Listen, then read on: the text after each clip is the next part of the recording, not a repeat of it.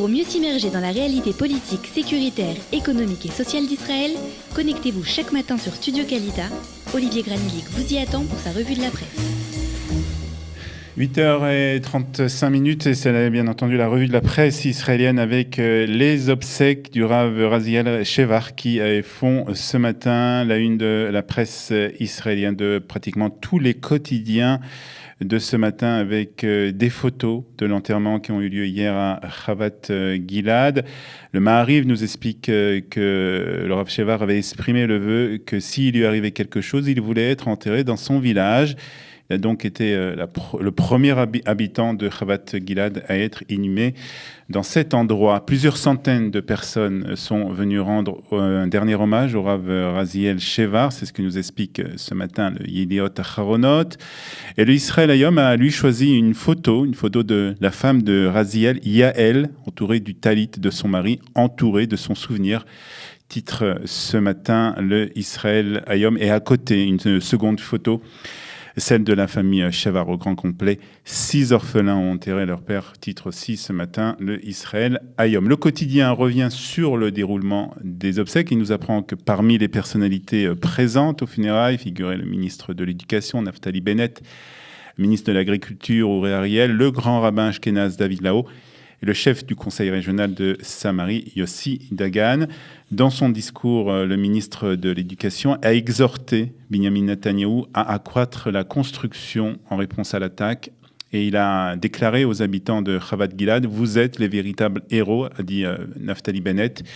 Nos ennemis pensent qu'ils peuvent nous faire abandonner la terre. Leur haine terroriste provient de l'espoir que s'ils tuent un juif de plus ou qu'ils lancent une pierre de plus, nous finirons par céder, a déclaré le ministre de l'Éducation, des propos repris ce matin par le quotidien Israël Hayom. Le Haaretz ajoute que le terroriste qui a tiré pas moins de 22 balles contre la voiture du Rav Shevar est toujours en fuite. Tzahal est à la recherche d'une cellule terroriste qui serait responsable de cet attentat. Le quotidien ajoute que le bouclage de la ville de Naplouse et des villes aux alentours a été décrété. Le Premier ministre, quant à lui, a déclaré que Tzahal et les forces de sécurité feront tout ce qu'il faut pour retrouver les terroristes ou le terroriste qui a tiré sur le Rav Shevar.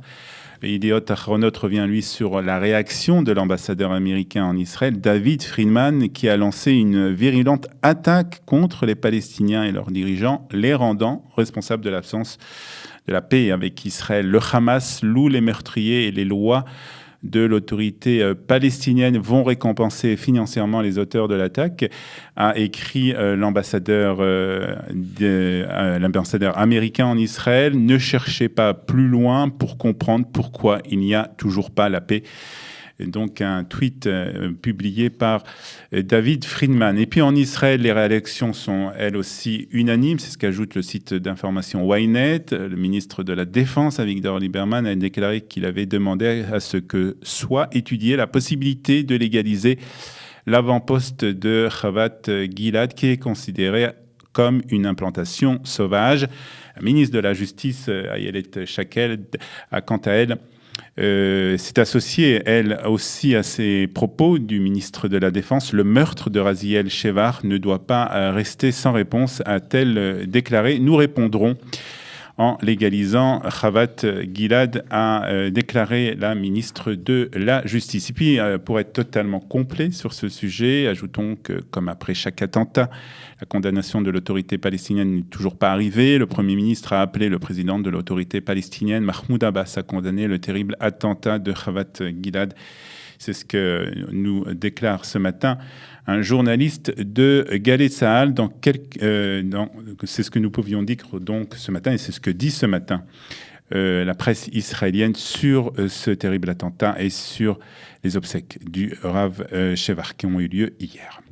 Le Israël Hayom nous annonce quant à lui que Donald Trump a jusqu'à demain pour décider de l'avenir de l'accord sur le nucléaire iranien. En effet, demain, vendredi 12 janvier, est une date butoir concernant l'accord des grandes nations avec l'Iran. Il doit décider donc de signer ou non un décret permettant le blocage des sanctions économiques sur l'Iran. S'il ne signe pas, les sanctions seront automatiquement réinstallées. C'est ce que nous dit le Israël Hayom, ce qui risque de provoquer la sortie de l'Iran de cet accord. Selon l'agence de presse IP, le président américain signera sur la suite donc de l'accord avec les Iraniens.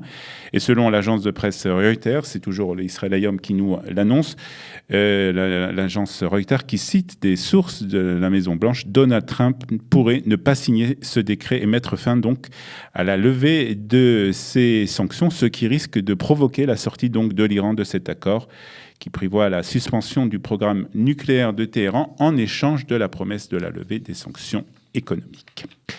Fin de la discrimination, titre ce matin le Maariv, pour nous annoncer la décision du Magen David Adom de permettre aux hommes homosexuels de donner du sang. Jusqu'à présent, en effet, les membres de la communauté gay devaient certifier qu'ils n'avaient pas eu de rapport sexuel depuis 1 an afin de faire don de leur sang. Le Magen David Adom a changé ses consignes. Les hommes homosexuels et bisexuels en Israël seront donc autorisés à faire don de leur sang auprès du Magen David Adom, exactement comme les autres donneurs de sang, pas pratiquement exactement, puisque le service d'urgence a annoncé un système de double test qui analyse donc 2 fois le sang.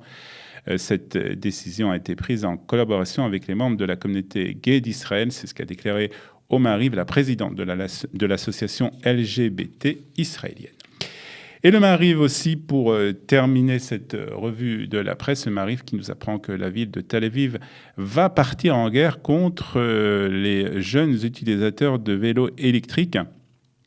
En effet, le quotidien nous annonce que les agents municipaux pourront à partir d'aujourd'hui saisir les vélos s'il y a un soupçon que ces derniers ont été améliorés, c'est-à-dire que la vitesse des vélos a été augmentée par un moyen technique.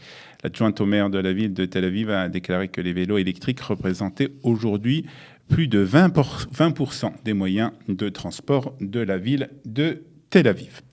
Voilà, c'est la fin de cette revue de la presse et des médias israéliens. Nous allons dans quelques instants, après quelques notes de musique, recevoir notre prochain invité. Il s'agit du professeur Heilbronn et nous parlerons avec lui d'une photo sur laquelle on peut comprendre ou on peut voir en tout cas les relations qui existaient entre Israël, l'amitié qui existait entre Israël et la France. Ce sera dans un instant sur Studio Kalita.